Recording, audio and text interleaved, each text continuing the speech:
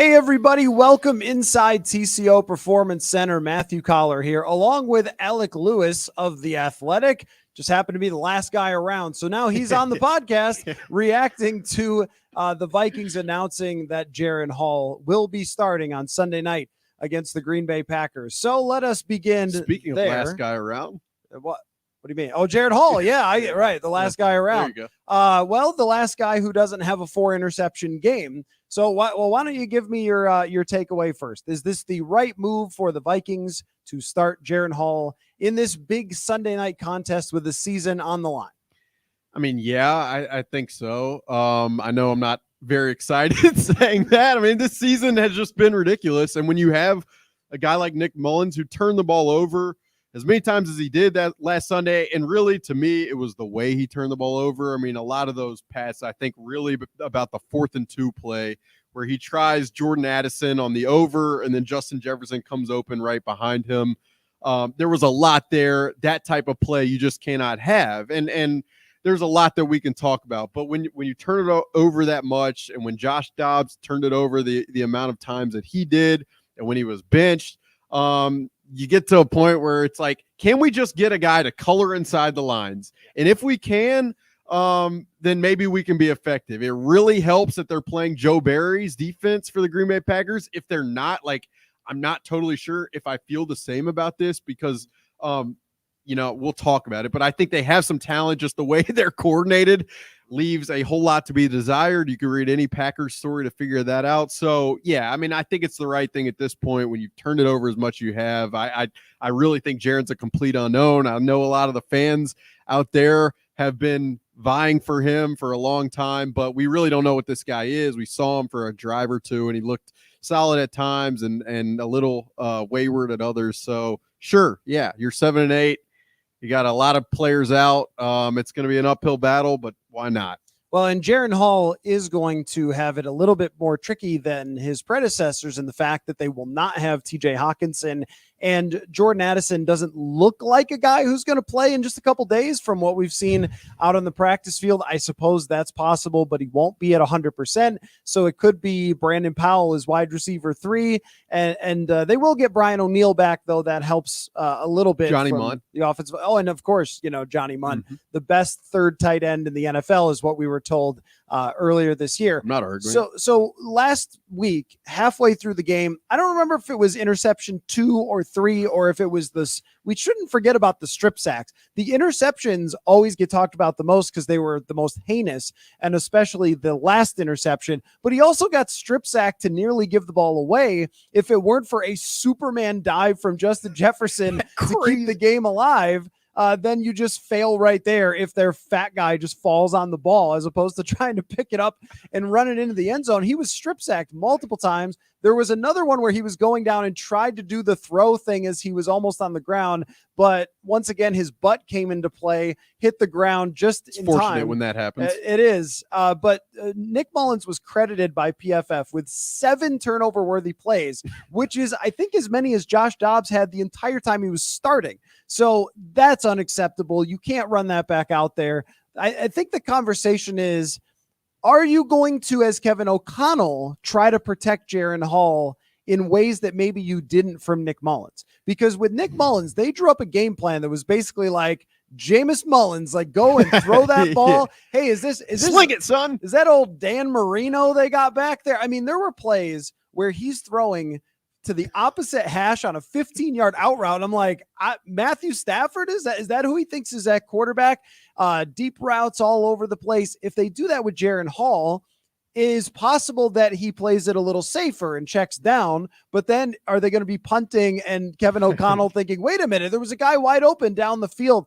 Like, I have tried to stay out of that conversation because I feel like there's no right answer. If you limit everything and try to bring it all in, then you're scoring 13 points and still losing the game anyway. But instead, you had Nick Mullins air it out, threw 4 picks, also scored 24 points. I'm not sure that there's a right answer, but I'm almost certain the right answer with Jaren Hall is not to be like, all right, Jaren, let it loose. Let's show him some old film of Favre. That's what this guy needs. I think reining it in for Jaren Hall probably is the right decision, but I don't know if they'll do it. Part of me is kind of upset because I go back to Sunday's game, and I remember like we sit on the same row of the press box, and I don't know if people care, but I it was hilarious to me because Nick Mullins would drop back and like throw it into triple coverage, and we were looking at each other like, how is he? What is he like? Can he really be doing this? Because like, and there would be some completions where you're like, holy cow. And I think at the time I said this or said this out loud or tweeted, it was like watching a Red Bull dirt bike jump over a mountain, like in quarterback form. And it was highly entertaining. And I know we do this job. There's a lot we have to do. I mean, we're writing for the fit. There's a lot that's going on. We have to analyze, but just as like a human being who likes entertainment, it was highly entertaining. As far as Kevin O'Connell adapting, I mean, look, you're going to have a rookie quarterback who is coming off a concussion, who had multiple concussions in college at BYU, who is going to be playing without, as you said, TJ Hawkinson. Jordan Addison, we've seen him walk through practice earlier this week. I haven't seen him jog one time. He's got that ankle injury. You're playing with a run game that has not been any better than it was last year. We could talk about that for a whole host of reasons, but you would really hope at this point, for a guy that doesn't have the greatest arm strength in the world, we both know that, we both seen that you would try to put him in the optimal position in terms of play actions, in terms of bootlegs, in terms of moving the launch point. But again, I mean, with Nick Mullins and with Josh Dobbs, the adaptation to those guys, it was hard to find. I mean, Josh Dobbs, there were a bunch of read option type plays, and not in the Broncos game, but in the game after that, where this season is weighing on me, obviously. And the Raiders game, there were some read option type calls. He handed most of them off because Max Crosby was dictating that. But you would really hope with Jaren, a guy who, I mean, it's going to be his second start, and he's barely played at this level against this speed, that you would try to take the load off him as much as possible. Kevin was on X's and O's. He does this interview every week, and he was talking about Jordan Love and what Matt LaFleur has done for Jordan Love. And one of the things that he cited that Matt LaFleur has done for Jordan Love is allow him to take a couple breather plays. And maybe you have to run the ball effectively, and they have Aaron Jones, or more creative run game to do that. But to me, if you're going to try to keep him, Jaren Hall, keep him out of harm's way, it is going to be essential for him, Kevin O'Connell, and this staff and this game plan to meet him at probably where his strengths lie.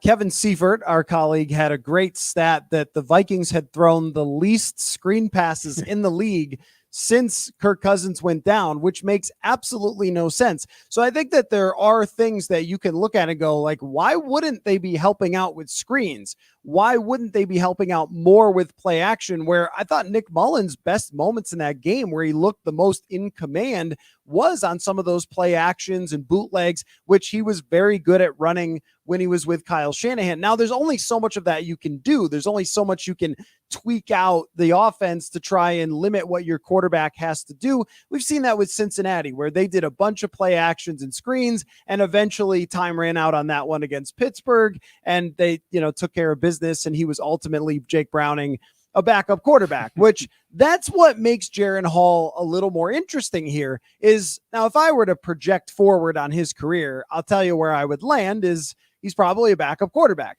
I really like the way that he handles himself. Great. He is very calm. He's very mature. He looked like an NFL quarterback, getting to the line of scrimmage, getting in and out of the huddle. Even when he had to come in against Green Bay, the offensive lineman talked about getting the play in, getting up to the line of scrimmage, and so forth. And I think that's a huge part of the operation is, can you look confident? Do you know what you're doing? And then we can kind of go from there. The fact that he handles the pressure and that he handles the offense already says to me, this player could play in the NFL for a while. Now, the rest of it is impossible to know. And even they talk that way. Like, they're saying, like, I mean, we're betting on traits. We don't really know what he's going to do. We're going to try our best. But I don't think there's any world where Kevin O'Connell says, you know what, we're going to dial back this offense. We're going to pare it all down. We're going to play like the Pittsburgh Steelers, or we're going to hand off twice and then pass only on third down or something. It's very clear that if you're going to play quarterback for this team, you're going to have the ball in your hands a lot. Like this is like an offense built for James Harden to play basketball, and then James Harden going out and being like, back up. Just do all the things Aaron that Gordon. Now you create. Yeah, just do all the same things that James Harden is able to do. Like, that's kind of what Kevin O'Connell is asking. At the same time, Justin Jefferson went berserk on a bunch of throws that weren't even that accurate. And so, like, there's this push and pull of, 100%. Are you asking Jaren to do too much, or wait, shouldn't he just be throwing it to Jefferson? But I think that the unknown here, at least to me, I know exactly what Josh Dobbs is. I know exactly what Nick Mullins is. Sean Mannion's in Seattle. We knew exactly what he was. I know what all the other guys are. I don't know what Jaren Hall can do here. And I think protecting the football seems more reasonable as a thing he could do. The one area where I'm worried, and it sounded like he was a little worried as well, is getting hurt. Like that is a very legit thing, because he took a lot of sacks in the preseason. The first time he gets in, and today he's saying, like, hey, those NFL players are fast. Did you guys know that? We're like, yeah, we saw. I'm glad you caught that, because someone asked him, like, what did you learn from those early snaps in Atlanta? And he's like, yeah, I mean, these guys move pretty fast. It's like, yeah, that is for sure correct. They really do. Yeah. No, same BYU, pal. It's definitely a concern. I mean, go back to the press conference that Kevin O'Connell held Tuesday, the day after Christmas, 2 days after the game. And he said, we were asking about the quarterback, who's going to be starting. And he's like, we're looking at all the options, but let's be honest, we really need to prepare everybody because the way this season has gone. And it was like, well, I mean, that's not the most confidence that a guy's not going to get hurt, and you're not going to need to thrust some guy in there. So, yeah, I'm with you, though, in terms of the offense and what the quarterback is asked to do in this offense. It is a lot. I mean, we talked to Wes Phillips yesterday, the offensive coordinator, obviously, and I asked him the question, you guys have talked all year about prioritizing Jaren's development. Like, what did that look like? And he starts talking about 3-step drops are not all the same. There's 3-step and a hitch, 3-step in time, 3-step. Blah, blah, blah, blah, blah. I'm like, this is so complicated, and I'm not a quarterback, obviously, so of course it's going to be complicated for me. But you start to ask the question, like, does it have to be this complicated? Does it have to? But that's where you meet the push and pull of.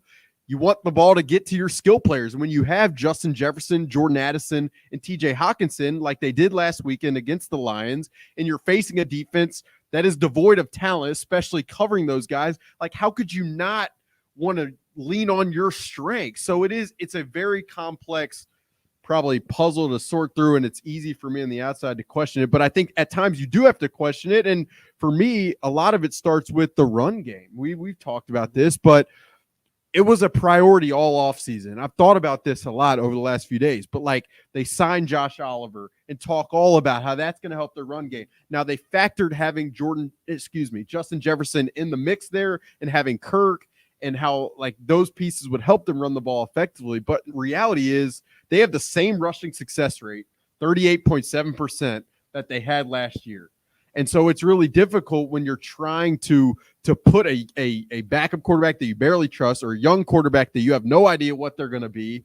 If you want them in easier situations, third and short, it's really difficult to put them there when you don't know, when you can't get yourself into third and short. Maybe that necessitates more quick game, more screens like we've talked about, but they just haven't been able to do that. And so it scares me a little bit if you're asking a guy like Jaren Hall to be dropping back on 3rd and 7 over and over. It's going to make me want to do this probably on New Year's Eve. Yeah, it could be very much the same. The way I described it was, if we had Kirk Cousins, it was always a bit of a roller coaster, but this is strapping a rocket launcher onto it, yeah. Like where the ups and downs are so much wilder and it could be the same way with Jaren Hall, or he could go 17 for 30 with 168 yards because they're trying so hard. It's a really impossible. It's like hitting a moving target.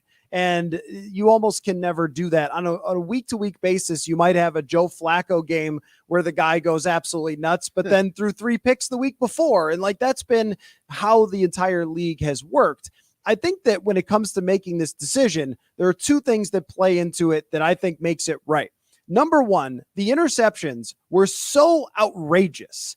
Like, it wasn't just like, oh, it was a bad play call or whatever. Tight window. It was Justin Jefferson is going wide open over the middle of the field. You step up like you are an outfielder and go, and the ball just comes out like a punt flopping through the air until it gets picked off. And that wasn't even the worst pick in my mind of the day. No. There was an arm punt where he overthrew Jefferson by about 20 yards. There was one where Jordan Addison's breaking. There's two actually where Jordan Addison is wide open and it could be an explosive play. And it's just a bad football throw. And I think that's where, all right, maybe Jaren Hall doesn't fully understand. Cause I think Nick Mullins' brain, if you plop that thing into Josh Dobbs' body, you'd be like, that is one hell of a quarterback. I mean, but I think that his brain can operate at the NFL level, and that's why everybody likes him. It reminds me of Nathan Peterman, who during training camps like would win jobs and stuff, and then he'd have to come in a game and throw 5 picks. Like it just the arm is not matching up with the brain. But with Jaren Hall, one thing I could say, I don't think that he's got a howitzer, but I do think that we saw him in the 4th preseason game when he got to start and play the whole time. There were some tight window throws. There were some times where he stepped into a throw that I just thought, okay, that like, it's not star NFL arm talent, but it's NFL arm talent. And if he's got that as a starting point, he's had the whole season to prepare. This isn't his first game like to prepare for. So he's been through this before. Like there's a little bit of like, what is it going to look like if the guy doesn't throw, dead ducks in the air or balls that are 20 yards over. And I think that that's where like the intrigue of this thing comes in. And the other part of it, so that's one, like the interceptions were so bad, the fumbles were so bad that there's no reason to try that again and play Mullins. The other part of it is living in reality of where you are as a team. You lose Hawkinson, you lose DJ Wanham, Addison's banged up. You're just not going to win the Super Bowl probably. And look, in the best case scenario for them, Jaren Hall plays great. You're like, oh, well, we might have a quarterback here. You get into the playoffs.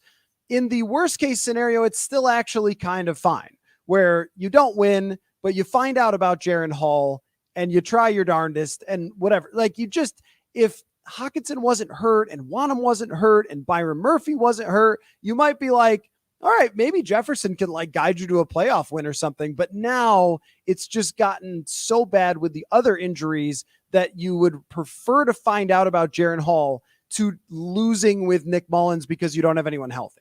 And the third, I think you're exactly right. The third thing I would say is you're going up against a Joe Barry Packers defense that has been so susceptible to passing, even from a rookie Bryce Young, who has had a lot of trouble all year, even against bad defenses. So it is not as if you are thrusting him into a game where he's probably going to have a ton of tight window throws. I mean, this is not the New Orleans Saints who are playing man coverage the entire game with the Debo and Marshawn Lattimore, and they're going to really press you. So like guys like Johnny Mundt, who are not going to win one-on-one coverage, guys like Brandon Powell, who has separated a little bit, but you really prefer probably not to have him be doing that the entire game. You're not going to have Jaren Hall trying to find guys in those spots against this Packers defense.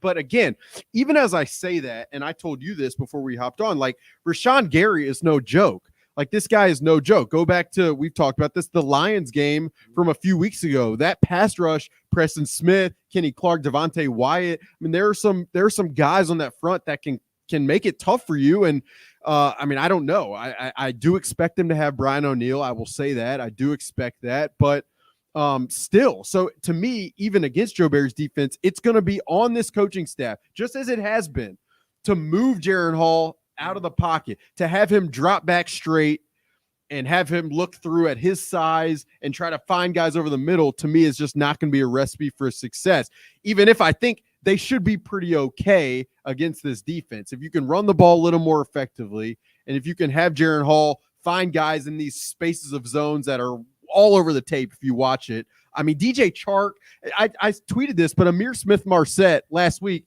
was beating Jair Alexander in one-on-one coverage. Jair's obviously not going to play, but the Panthers receiving core is probably the worst in the NFL.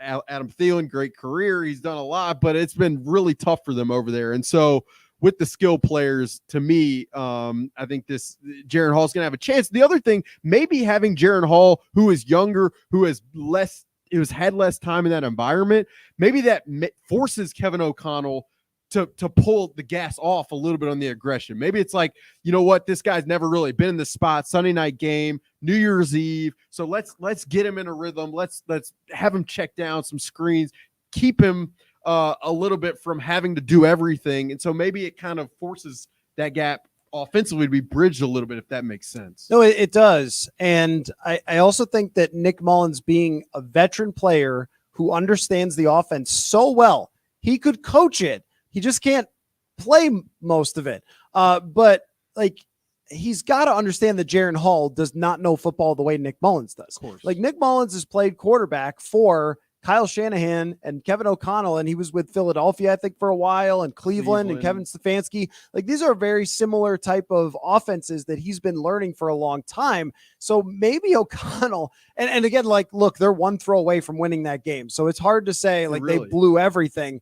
It's not like he threw 4 picks and they lost by 35 points, but I think that he will understand better, or he should understand better, that Jaren Hall does not know the offense in the same way that Nick Mullins would. So can you pare it down a little bit more, almost not quite in the fashion that they did for Dobbs, but maybe in like Dobbs' second start, before then they believed too much that Josh Dobbs knew everything and could handle everything.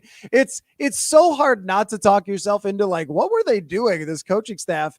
But you kind of have to like keep in mind who we're talking about here. But I do think that is fair to expect them to bring it back in. And also it is the sort of like, on one hand, you could tell me Green Bay's defense is horrendous, and I totally agree. And you look at all the numbers and they say that. Right. At the same time, they actually did pressure Kirk quite a bit in that game in Green Bay. And it has to be for Joe Barry a save your job game. It has to be. Like, remember the one time Ed Donatel for like a half started blitzing people, and it was like, yeah, Ed, get him. And then Ed was like, okay, now what? Do I go back to my usual? We need like nickel with a too high shell. Yeah, right. I feel like it might be the same thing where Joe Barry's like, man, I am about to lose my job. I am going to send everything at this kid and try to, save my carcass here for this one night on national TV. But I think they're hard to predict because their defensive line is good. Yeah. And how Jaren Hall reacts to that pressure, I think, is a major concern for his health and for how he reacts to that, because he's only had a few snaps at full NFL speed. And yes, he had 2 drives that look competent, but we know this, as the game goes along, things change. The looks change. The pressure is going to happen. Like, the Falcons forgot to cover Alexander Madison, and that was most of that drive.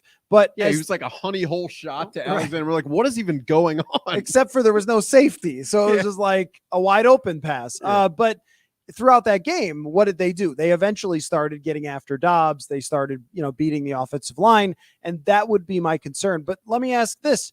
What is a reasonable expectation, like a reasonable stat line, a reasonable performance for Jaren Hall? Well, I think they're going to throw the football.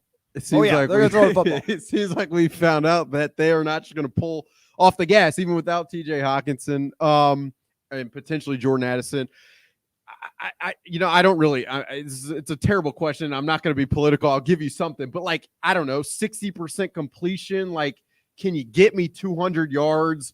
Maybe, I don't know, 2 touchdowns and 1 turnover. Like, if you just I think 2 turnovers.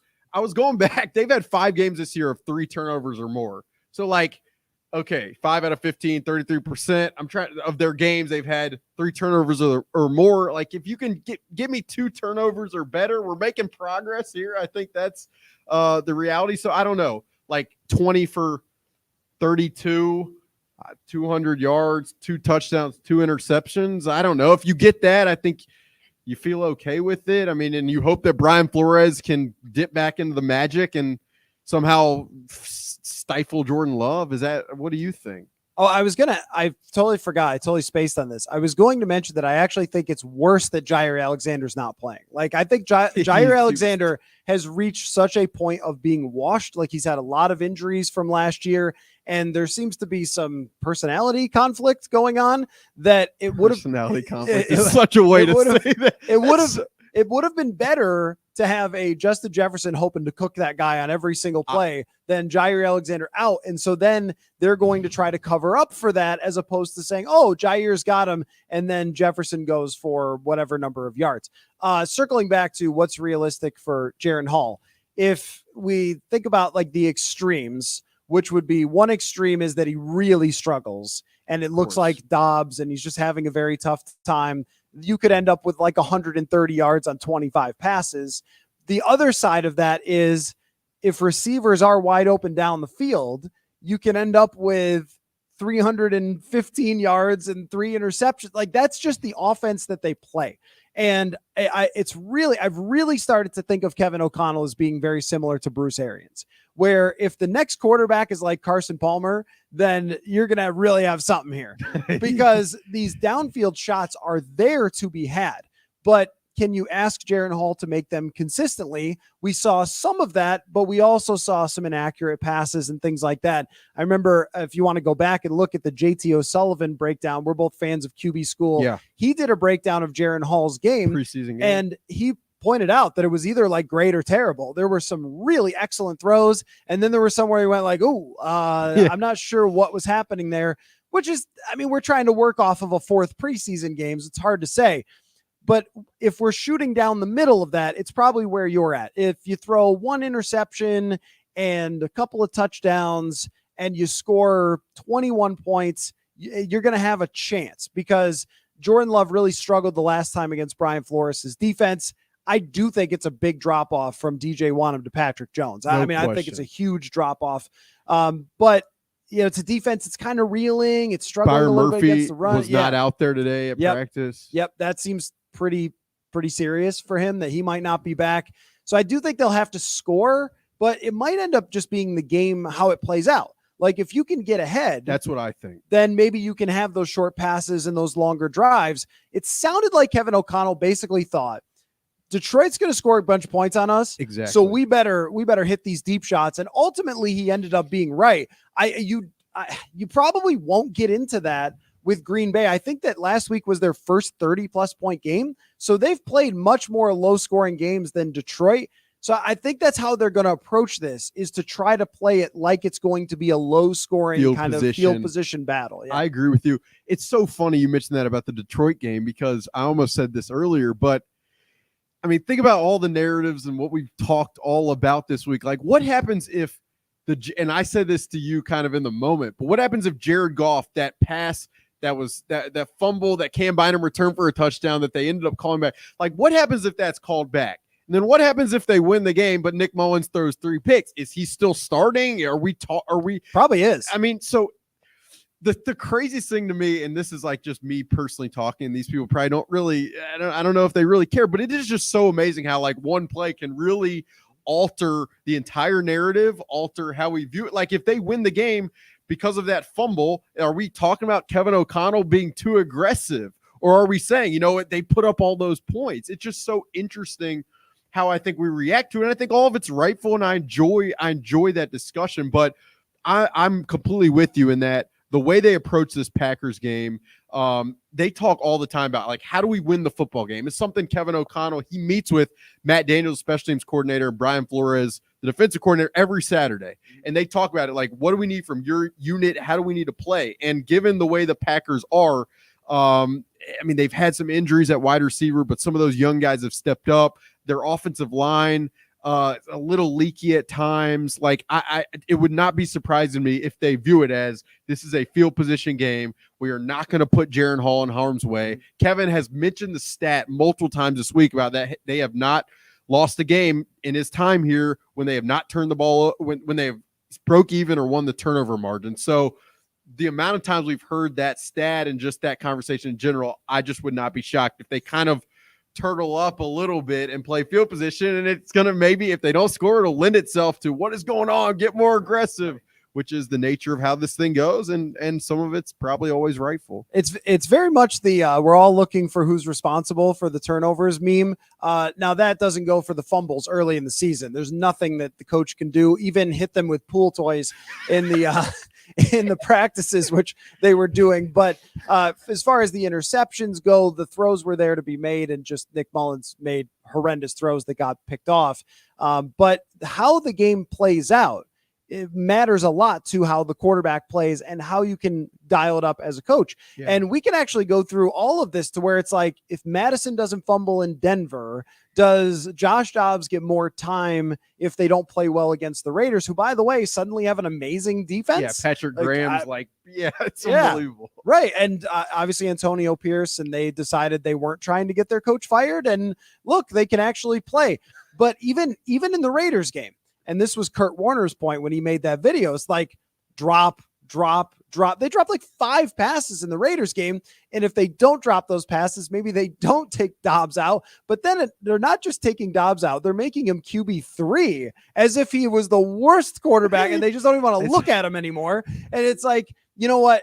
If you decided on one quarterback, Josh Dobbs from day one, or Jaren Hall, if he hadn't gotten hurt, played them all the way through the season, or if you spin the wheel and pick one at random, it's probably the same results. It's the same odds. It's like, there's a lot of things that we can question about it. Like, hey, maybe you should have just adjusted to Dobbs and played the same way. But look what he has been in his career. Look what Nick Mullins has been in his career. He is a walking interception for his entire career.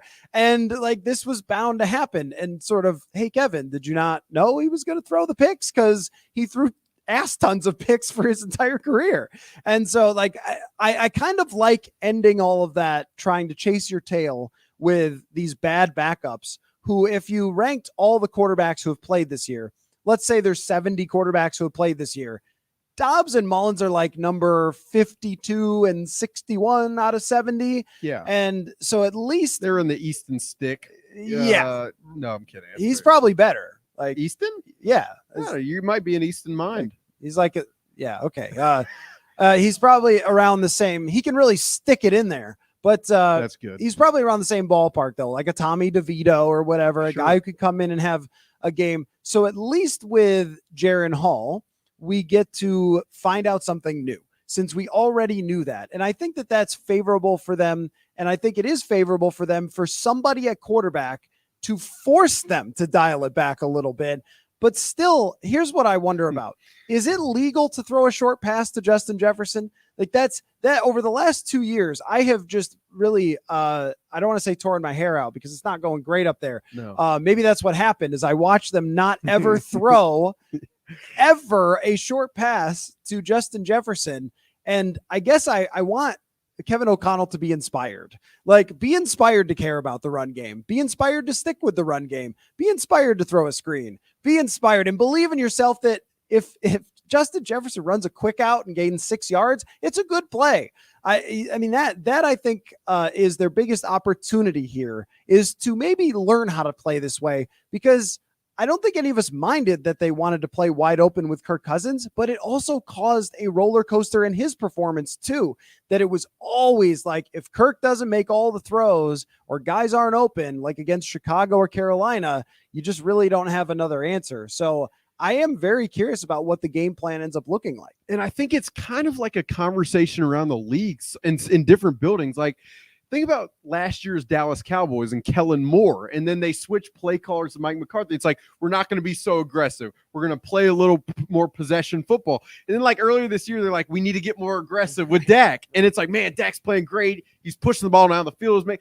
I think it's always, and probably every one of these buildings, like, it's kind of a moving target of when is it right to be aggressive enough, and when is it not right to be, when is it right to pull back? I mean, you know, it'll be interesting. Like, do short passes to Justin Jefferson present themselves? Last year in week 17 against the Packers, they pressed him and they jammed him at the line of scrimmage. They had Jair doing that. He had help over the top, which is why he thought he played so great. I don't know if he really did. When you have 2 guys on one, you probably play a little bit better. And I will tell you, we found out about Jair's suspension like right after Justin did the press conference. And he kind of found out about it. You saw his face. I don't really know if he was upset, but like, I just imagined the competitor he is. He seemed disappointed. He just wanted to cook Jair. Like and he probably would have, no matter who the quarterback is. But if there's off coverage on Justin on the outside, you wonder, like, can we just throw a swing pass? They've done it a couple times this year, but then when they've done it, Jordan Addison's the blocker in front of them.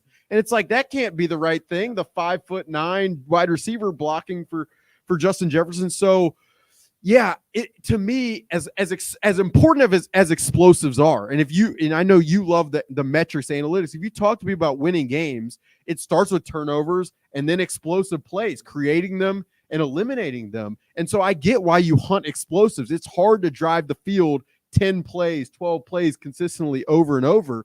But at times you just feel like, for the rhythm of it all, it would benefit to have some more short passes, to run the football better. I looked at the statistics, like their yards before contact, which I think is some indication of their blocking, is way lower than it was last year. So the blocking probably in the run game has not been great against some of these good teams. And again, well, whose fault is that? Is that the blocking's fault? Is that the coaching? Is that the fact that they ran it back with the same offensive line with adding Josh Oliver? There are a lot of questions.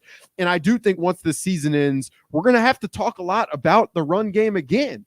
Can they bring in somebody? Do they have the right people in the building? Was the plan right, but they just didn't have Justin? There's a lot of questions there, but I think to feel more rhythmic, to feel like you don't have to hunt the explosive every time, it would really help to run the football. And they just haven't been able to. If they try to deploy Ty Chandler a different way this weekend, it'll be pretty interesting to me to see if they do or don't do that. And in games that they have, boy, the ball moved up and down the field. I mean, against Denver and against Cincinnati, and it was the turnovers that killed them in both of those games still. But the offense just really cooks when you've got somebody running. Ty Chandler is the answer to me in the backfield, but he can't do it all. The blocking has been, I think, on a week-to-week basis, sometimes very good, sometimes not. Dalton Reisner has made it better as pass protection, but much worse in the run game. Not the best mover. Right. So, yeah, how they deal with that is going to be a factor. But also, who would be surprised if against the Green Bay defense that has given up 2,000 yards rushing, if they walk into U.S. Bank Stadium and run for over 100? The other thing, and I mentioned around the league, but Kevin O'Connell obviously comes from the Los Angeles Rams, and Matthew Stafford has gotten a ton of praise and credit for what he's done this year, as he should. I mean, those games are such a joy to watch. But to me, part of the reason they have been so good offensively is what they've done in the run game. Kyron Williams, but then the blocking, the scheme. I mean, it helps when you have blocking wide receivers like Cooper Kupp and Puka Nacua. Yeah. I mean, those guys have been huge in the blunt run blocking unit, but part of what they've done offensively and their kind of resurgence this year, I think, is a big credit to the run game. The statistics of when they have Kyron Williams and Matthew Stafford on the field are really good. So, yeah, I mean, I know I've kind of taken us on a tangent a little bit, but to me, it's maybe not the sexiest conversation, but it is important to talk about. No, I think that the whole discussion that has arisen out of the backup quarterbacks is, can you create a truly quarterback-friendly offense? Because I think even from the minute that Kevin O'Connell got here and was teaching the offense to Kirk Cousins, there were times where the receivers were going, there's a lot going on here, bro. I mean, remember, like, even Justin Jefferson going to week one was like, oh, we'll see. I mean, they had a training camp practice before the first game in 2022 where everybody was mad at each other and Kirk threw a bunch of picks. And like, it took a while. The first game was good, but it took a while even in 2022 for Cousins to adapt to this thing. And I think it's become clear that they're not going to change the whole thing, that they believe in this offense. Kevin O'Connell believes that this offense works, and if you can't run it, that's a you problem, which is probably fine for a future quarterback as long as that quarterback fits. But the running game, this is where they need a different coach in here, because Kevin O'Connell does not understand how to run the football. And you could point at this lineman or that lineman or whatever, but we watched a pretty poor offensive line over the years with Gary Kubiak, Kevin Stefanski, just run with success all the time. I think it's how well you understand it, how great of a feel you have for it as a play caller, when to ramp it up, when to have a 2-yard run and then run again. Because it seems like if you have a 2-yard run, they're just like, no, enough of that crap. Let's move on. Let's throw it deep. which is okay. But I think that they need somebody to help him feel and understand the run game a little bit better, because 2 years in a row of it looking like this, I think there's enough talent in the backfield where it shouldn't have been horrific. It should have been okay, but not like horrendous. So anyway, how much that helps Jaren Hall over the final 2 games, hard to say. Let me ask you one more question, which is Justin Jefferson and his part of all of this. What we know is that Justin Jefferson could win this football game by himself. Good player. We are aware of that. Talented, yes, talented player. Watching back the tape is like watching LeBron James. It's just like, should he have caught that? No. Should he have made that play on the fumble? Absolutely not. He outran like 3 dudes for that and dove full out. 3rd and 27. Who cares? He'll just make a play. It's absurd to watch. But the future is a discussion here. Personally, I think that Justin Jefferson won't have a whole lot to do with what they do at quarterback, because I think that they have their plan. They have their price on Kirk. That's either going to happen or it's not. And with Jefferson, look, it's so advantageous to sign an extension that if you were like, no, I'm not signing an extension because we drafted Michael Penix, you'd be a complete fool. Like, you have to think about your future money-wise. And if you get franchise tagged, then what are you going to do? But how much influence do you think he should have in that decision over quarterback? How much does Jaren Hall play into this? Probably not a whole lot. Where do you think he stands with his general feeling about this organization, his future, and the quarterback situation? There's a lot here, and answer it all in 12 seconds. It's a very valid discussion. Thank you. No, Justin. I mean, obviously, Sunday night after the game, he was asked, like, what? I mean, does this give you a better appreciation for Kirk playing with these backup quarterbacks? And he was essentially like, it doesn't give me a better appreciation because I've always appreciated Kirk. So I think it hopefully gives the world an understanding of what Kirk is capable of. Then Wednesday, I believe it's Thursday. So yesterday, Wednesday, he was asked more like about it all, and he said, like, look, I've always I ride for Kirk. I appreciate his energy. People don't see the leader he is in the building, and all that to me is very profound. I think it's important. Justin definitely loves Kirk. He supports Kirk. To me, he appreciates what Kirk has done for him, the ball placement, all that stuff, and that's great. And do I think he should have a say in it? Yeah, of course. But to your point, do I think the money tag and what that's going to ultimately look like will probably dictate most everything? Yes. I mean, we can talk about Justin's preference and what he wants, and we should. And he is that good of a player where he should have a say in this stuff. That is my opinion. But in general, I mean, if there are 7 teams looking for a quarterback, and it's the Patriots, it's the Steelers, it's the Raiders, it's the Broncos, it's the Commanders, and one team, it's the Falcons, and one team's willing to pay him a guaranteed deal worth $40 million a year for multiple years, that's a lot to commit with all the holes on the roster that already exist. And so ultimately, for as much say as Justin, I think should have, you have to be realistic with it. And the other thing I will say is, and this is just my impression, he has never been a guy, I mean, he's played this whole year, even without the extension. So he's never been a guy who has like put a line in the sand and said, this is, I mean, he loves competing. And he's also not been a guy who has not been, I mean, he's been a great teammate. He's been willing to work with multiple guys. He's been supportive of Nick Mullins, Jaren Hall through all of this. And so he has a great relationship with Kevin O'Connell. If you were to come to him and explain the situation, have him watch film, like, he's aware enough to probably understand it. If you talk to him about the money, he's aware enough to understand it. So that to me is where the conversation begins and ends, is what is the market going to look like, and how realistic does that make it with the amount of holes that this team ultimately has? Well, and after Jaren Hall wins these 2 games, goes into Dallas, beats the Cowboys, and goes to the NFC Championship, of course, then we'll know who the quarterback is next year. So we'll see if that ends up happening. I just wanted to add that we put Jefferson in an awkward position by being like, so what do you think about Kirk and his contract thing? Do you have something to say? Right? Like, you know, it's not an unfair line of questioning, but he has to kind of like walk that line of, he doesn't want to insult the front office that didn't extend Kirk. He also doesn't want to insult Kirk because he's been a huge part of his success over his career. So it's, and to his credit, he handled it to me he does, as well as I would have expected him to handle it, which is impressive. Like, he's 24, I think. I mean, and he's answering these questions that again are going to be construed in all sorts of ways. Right. So maybe it's ridiculous of me to be like, man, great job of him. But I mean, really, it is. And you're exactly right. It's a tough situation to put on a shoulders of a 24-year-old who is giving everything for his team right now. Yeah. I mean, we could do a whole other show about all the things of Jefferson and how he's handled superstardom that kind of blow me away. Crazy. But this year, even that as well. That was why when I think it was Adam Schefter put it out there like, oh, that might be the last we see him when he got the hamstring injury. It's like, no, he's going to come back and play, and he's going to fight all the way until out of the playoffs. Like this guy, and he's going to risk his body. I mean, like the fumble in this recovery, game, it's just absurd. The fumble recovery that you mentioned, and I mean, I don't know if people have access to, but if you go back and watch that on that last it's drive, insane. That is the encapsulation of what this guy is internally. So you wonder, man, how does a guy get so like?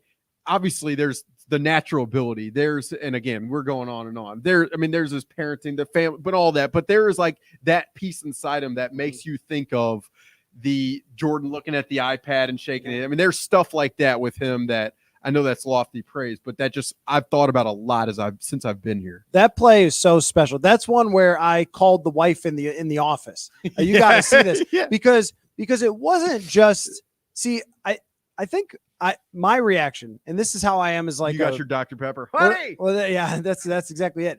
That's why I mean, like when I play pickup basketball or something, if a teammate of mine turns the ball over, I'm like, come on, what are you doing? Like, I'll stand there and throw my arms up and be mad at them. Justin Jefferson, it was just the automatic reaction with zero hesitation to fly at that football with no regard for his body whatsoever. And then on the next play, he goes 3rd and 27 and converts. So it's like, this guy is going to compete no matter what. So I think that just in general, with Jaren Hall, number one, Jefferson gives them a chance to win the game. Period. He wants to light up the Packers. Sunday Night Football. He wants to remind everybody who the top receiver in the league is.